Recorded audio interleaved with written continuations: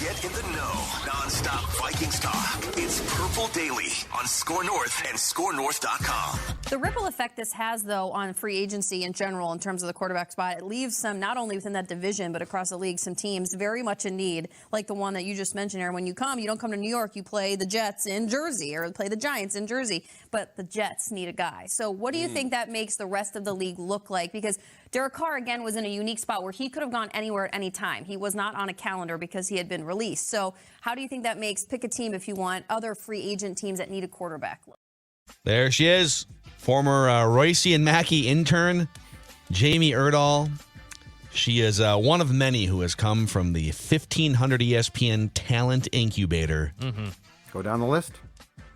It's too many superstar media names to list. What was with the glasses? That's 1500 I don't know. ESPN They were all, incubator. The entire crew was wearing glasses this morning. I saw Rap Sheet at home in front of his little set thing. The Vipers, I think that's what the style of those sunglasses are called. The Vipers are very much in right now, so I don't know the reasoning of why they all had them on today. Got it. I think Judd would look good in a pair of those. I think. Did you have some back in the day? Weren't they a thing in the 80s? Isn't that when the Vipers were also prominent? Is that what they're called? Yes. Yeah, like those I remember those glasses. Yep. Yeah. I do remember those. Yeah. Do you wear sunglasses? I don't know if I've ever seen you wearing sunglasses. No, not very much. I probably should, but I just don't really enjoy wearing them. You're a grizzled man who likes to stare into the sun. No, I don't like to Being stare into the blinded sun. on 394, can't see. Just no, you just put your visor on. Or is that 94? Which exit? You get the visor. You put the visor down. That's fine. Yeah, just Most of the peeking time, underneath the visor. Hopefully, the there's visor's no one of the great semi-truck coming. inventions. Yeah. If it's your time, it's your time. Oh, my gosh. TCL, by the way, is now an official partner of the NFL. Redefine creativity with the TCL 30V 5G smartphone. Enjoy blazing fast 5G speed, an AI-powered 50-megapixel triple camera system, football, ultra-realistic and true-to-life visuals powered by Next Vision, and booming sound from the dual speakers. Learn more at TCL.com. All right, little bonus episode of Purple Daily for you guys on this Tuesday. If you missed the lengthy main episode, our reckless draft speculation with Thor Nystrom, well, that was a trip, man. That was quarterback. Oh God, quarterback. It was prospects. Vikings quarterback draft speculation, and then a mock draft simulation where we traded back a couple times and had ourselves a good old time. So check that out. But Kirk Cousins' market value on a potential extension has basically been set within the last couple years, and more notably yesterday. You've got some guys that are better than him and some guys that are probably a notch or maybe like a ranking or two below him, depending on what you want to look at. Derek Carr signed for 4 years, $150 million. Really, it's like a 2-year, $70 million deal when you look at the guarantees, and then the rest of it is kind of just fake. Geno Smiths signed a 3-year, $105 million contract back with Seattle. We're still waiting on the full information regarding that contract, but it's like $52 million in guarantees. So call it maybe a 2-year, $52 million with maybe some other incentives in there. 52 in the first year. My guess is that although we assumed it when we saw the Geno Smith news, 3 years, 52, which is a huge lump sum in year one, means that there is a possibility they could still draft a quarterback. Sure. Because if you think about it, 3 years is nothing. Especially if you're guaranteeing Geno 2023, right? So I Seattle's pretty shrewd, man. That's a pretty shrewd franchise. I give them credit. And they have a bunch of young players on rookie deals across the defense, the offense, so they can, they like the Vikings. It kind of feels like desperately need to hit on a defensive player or a wide receiver to help this year's team in the first round if they want to win big this year. That's what it kind of feels like. Or they could draft a quarterback of the future with their one pick in the top 86. So Seattle's in just kind of a different spot with all the draft capital they have too. Sure. They could spend one on a quarterback and still have, I think they have a second first round pick and right.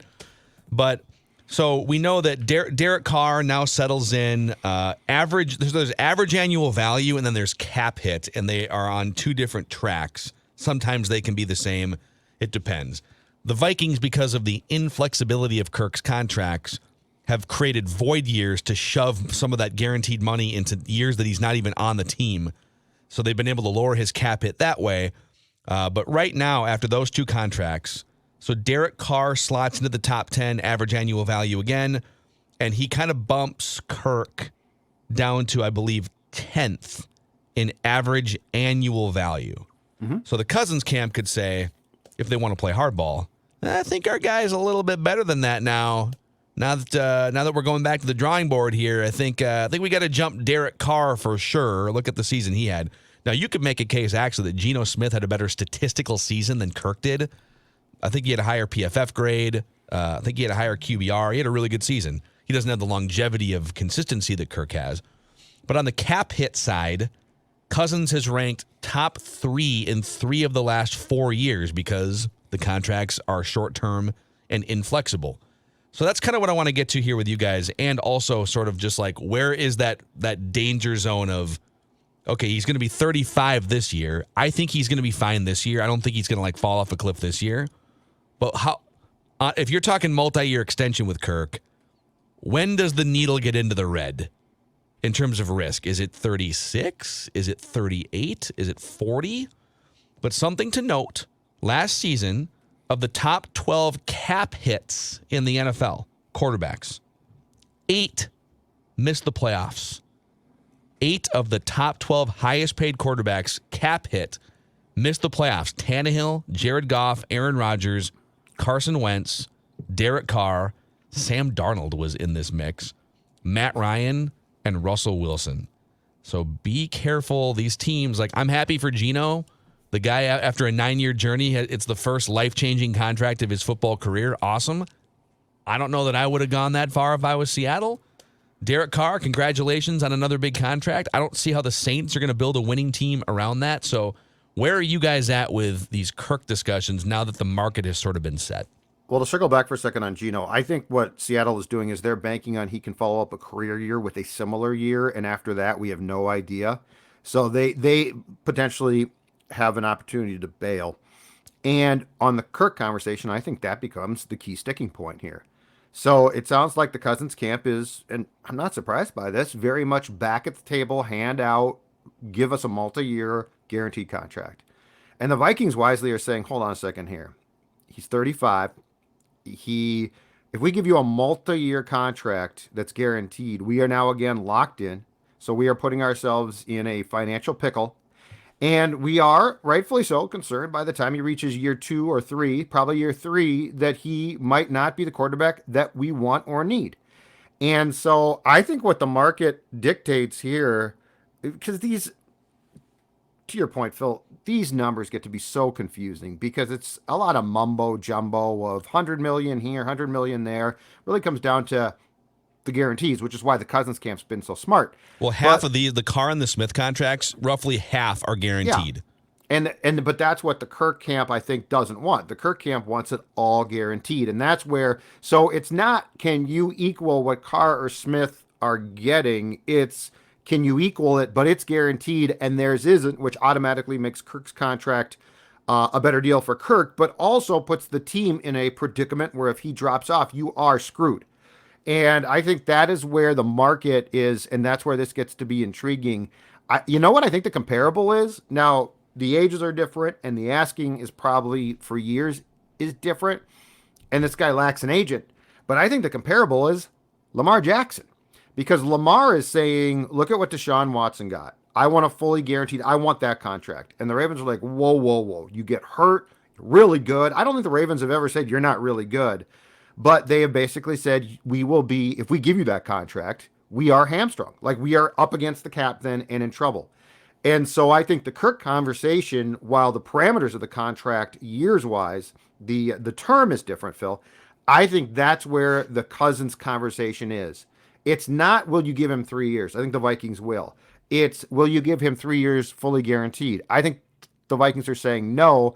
And the interesting thing about that is, I think for the first time, Kirk and his crew are like, well, hold on a second here. You've always said yes before. And so that's where this sort of takes a deviation from what Smith or Carr got. Because at the end of the day, Smith and Carr did deals that look fantastic, and it's going to pay them life-changing money. But the reality is the team also got the potential relief when they need it. Will the Vikings be given that by Kirk? I think the answer is no. Yeah, and it's always like there's always a catch, right, with these Kirk contracts. Like, oh, we'll give you what you need now, but we're going to put a lump sum roster bonus in a year from now that puts your feet to the fire again.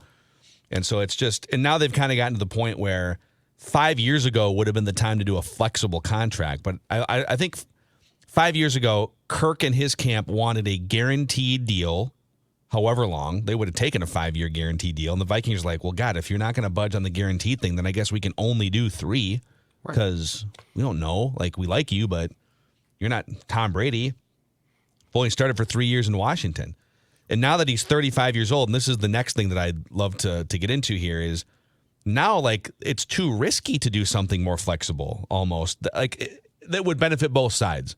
If you were to do like a 5-year contract, well, he's going to want 2 or 3 years guaranteed, and now you're taking him into age 37, 38 territory. And so this morning, I woke up and I set out, I was like, how long can he, in this discussion, I think we, like, the audience knows kind of what we would be interested in the quarterback of the future, all right? Like, obviously, we've been talking about this for a couple years now. But if they've decided, okay, we're not going to trade up 17 picks to get into like the number 6, number 7 pick range. So the quarterback of the future is not a thing for us this year. It's got to be another couple years of Kirk, and maybe we'll figure it out in 2024. How long can Cousins play at a high level? I think he's fine, like I said, at age 35. He takes great care of his body. He doesn't get into trouble off the field or anything like that. He's mostly healthy. Like, he gets banged up sometimes, but he plays in all the games, right? He does take a beating and gets hit, but to this point, he's been one of the most durable quarterbacks in modern NFL history. It's a fact. So at age 35, I think I'm okay with it. And I would probably even give him some benefit of the doubt as he ages closer to 40 based on all the things I just said. But I set a search. I went to stathead.com and set these parameters, right? The last 20 years, so the modern quarterbacking age, like the Manning, Brady sort of age, going back to the early 2000s, age 36 and older. So every quarterback's age 36, 37, 40, 42, all of those individual seasons. And in those seasons, I searched for quarterbacks that stayed healthy for at least 14 games. Because, again, not really interested in guys that only play 10 games. That kind of proves the point of erosion. And a passer rating of 88 or better, which is sort of like league average over that period. And it's also the passer rating that Tom Brady had in his last year with the Patriots, which I think is a good barometer. He looked very rickety his last year with the Patriots, but they still won 12 games. He's Tom Brady, so it's tough to compare. But just like a competent passer rating, these are the parameters. So over the last 20 years, the good news is there's been 32 such seasons where a quarterback has performed. He's stayed healthy. He's performed at a better than 2019 Tom Brady level. 32 such seasons in 20 years. All right. The bad news is, of those 32 seasons, 19 are made up by Tom Brady, Aaron Rodgers, Peyton Manning, and Drew Brees. Yeah. The other 13 are more where you might, unless you think that Kirk is Brady, Manning, Brees, those are some of the greatest quarterbacks of all time, right? The other 13 seasons, 4 by Phillip Rivers, although one of them was a 20 interception season, so how about that one? Yep. 2 by Brett Favre. We saw one of those. 2 by Kurt Warner, 2 by Big Ben, 1 by Carson Palmer, 1 by Eli Manning, 1 by Matt Ryan. That's starting at age 36. You might, if you're Matt Ryan, you might have 1 year left. If you're Big Ben, you might have 1 or 2 years left, and then you start to really erode. That's what I would be the most worried about. Not the age 35 season, but once he turns 36, 37, I can't be in the business of guaranteeing Kirk Cousins top 10 cap hit money anymore. Yeah, it's that simple. And look, you are toying with the idea of drafting or getting a young quarterback who you have control of on a salary that doesn't do anything to you. Like it's a 5-year controlled salary. And in the meantime, Justin Jefferson is going to have a massive contract kick in unless you think that he should be traded. The reality is Kirk was brought here. It's weird. He was brought here as a rental and has ended up finding a permanent home. And clearly from that first contract, at which Need I remind you, he became the first player in NFL history to have a fully guaranteed contract, 2018. He was the first player. He was brought here as a 3-year, let's try and win a Super Bowl, maybe 2. It fell short. But in the meantime, our quarterback paranoia grew so great, and he was sufficient enough that the Vikings just said, well, you know what, we'll extend it again and again. And I think that, last year with Kwesi and O'Connell, the extension for Kirk was only 1 year. So, they're not the ones that did the 3-year. They're not the ones that did a couple of years. So the reality is the Cousins camp should not be surprised by the fact that the Vikings now are saying, we need you to play ball with us if you are going to continue. And in the back of O'Connell's mind, he has to be thinking, okay, if we don't play ball with Kirk, I've got the opportunity here to move on and develop a guy, which, by the way, is going to make me look really good. If O'Connell hits this, it's a huge home run. So I think the thinking of Cousins representatives and Cousins himself and the Vikings have now finally found different off ramps. And it's not even a breakdown. It doesn't have to be contentious. I just think it makes sense that both sides probably need to be at some point here, if Kirk wants what Kirk wants, need to be looking at different solutions that probably don't involve each other. And again, I don't think it needs to be nasty. I don't think it needs to be a problem. Kirk was brought here and has been paid very well and has put up some damn good games. But if you look at this, you can't just it's not baseball. You can't be saying, okay, guaranteed money is a guaranteed money. There's no cap here. There's a lot of financial shenanigans that you need to play that aren't going to involve having a guaranteed contract on a quarterback, let's say going into his age 38 season. Yeah. So is there something, is there a middle ground here? To me, if you say, hey, there has to be an extension of some kind, there's no other option. They need to lower the cap hit for this year, and so they have to do another year, and they're going to do it. And I would say, well, it's not my first choice, but whatever. I guess in that scenario, if he were to remain both with cap hit and average annual value, if he were to remain something closer to 10th than 3rd, I could swallow hard and live with it more. But then the pressure's on this spring, like in the next 2 or 3 weeks, to get it done now, so you can then go sign a couple impactful players, a cornerback, to help this year's team if you thought that could put you over the edge and you can make a deep playoff run. I think you're putting yourself in a huge pickle there. You know what? 2022 was about proving the Wilfs right. Zimmer was the boogeyman. Zimmer was the bad guy. You won 13 games. That's great. But the reality is this. I know what you're saying, and we should probably do a whole show on this, deconstructing what the Vikings' philosophy for 2023 might really be. Because at some point in time, know? I don't even know if we know. No, but I'm saying there's a discussion to, we just assume because of how the Wilfs have operated that, just be competitive again. We'll just be competitive. We just won 13 games. Let's take another run. And I would just be curious if Kwesi and O'Connell, now with a year of experience here and sort of seeing what's what and knowing the inside out of this roster and every player, I wonder if they have said, yeah, you know what, guys, look. And Kendrick's being jettisoned sort of starts the process. We have to make some changes here. And if we want to win a Super Bowl ever, we can't continue to say, well, 2023, we're just going to try and make the tournament again. We sort of saw that, right? So their philosophy could change. I hope it does. I don't know that. I hope it does. Albert Breer, too, summed up a lot of this stuff today in Monday Morning Quarterback at SI.com. And he kind of threw out, he obviously summed up the Geno contract, the Carr contract and whatnot, what it kind of means, too, for the quarterback market going forward. And there's a blurb in there that talks about if you could have had Daniel Jones or Baker Mayfield a year ago, who would you have taken? And you probably would have said Baker Mayfield a year ago. Well, now it's a year later. And now all of a sudden it's Daniel Jones. But Daniel Jones is asking for $30 million. Is Daniel Jones worth $30 million compared to Baker Mayfield? He's asking for $48 million. Yeah. But let's say he gets 30. And Baker Mayfield is basically playing on a close to league minimum or just chump change contract, I should say. Is Daniel Jones $30 million worth? Are you better off with paying Daniel Jones $30 million or bringing in a Baker Mayfield or a Jarrett Stidham or a Teddy Bridgewater to build out the rest of your roster? And I think it complicates the rest of the quarterback market because I think a lot of teams are now afraid to pay some of these big guys. Well, we'll find out if the Giants wind up blinking here and paying $40 million, because you said 30. I don't know where you're getting 30, because 40 to 48 is like where they're talking right now. If it could be 30, maybe it's a discussion for Daniel Jones. And it's contentious too. It sounds like from reports it's gotten very contentious. To go back to our conversation in the main episode of Purple Daily today with Thor, though, I don't understand why we so often forget what the coaches do here. Daniel Jones, without Brian Daboll, was a train wreck. Okay? So you're telling me Brian Daboll, so he's the whisperer, he's the fixer here. He fixes Jones, and Jones is going to get $48 million. I think you're crazy. You should give Brian Daboll $48 million. Exactly. Huh? I think you're absolutely crazy. And that doesn't mean I want Baker, okay? That doesn't mean I want a guy that might be crappy. I don't.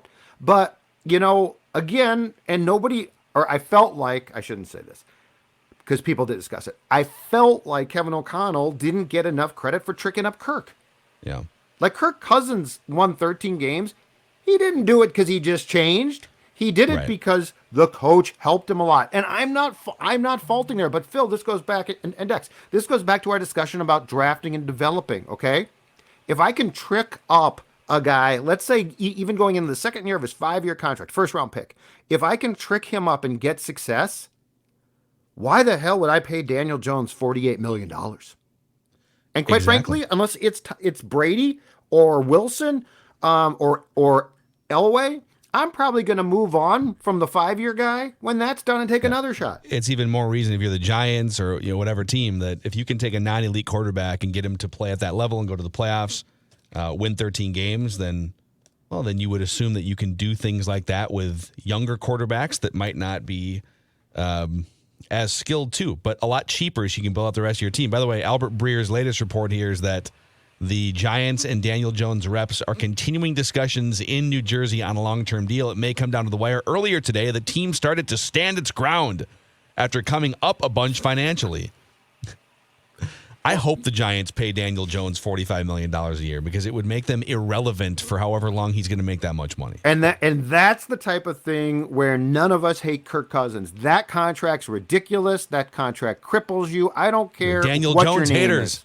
I don't care what your name is. You can't not give a contract like that to a guy who was, he was a jalopy who got taken into the shop by Daboll, and he fixed him up. And now we're like, let's give that jalopy all the credit.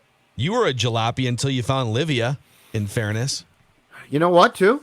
Again, great point. Because my friends at Livia Weight Control Centers, who took the guy on the left and made him the guy on the right, they tricked up Sports Dad. They tricked up Judge. Do you think Judge just went out and was, I'm gonna look like George Clooney? No, they helped me out with that. And so I want you now to realize that if I can do it, so can you. And it is this simple. 855-GO-LIVEA.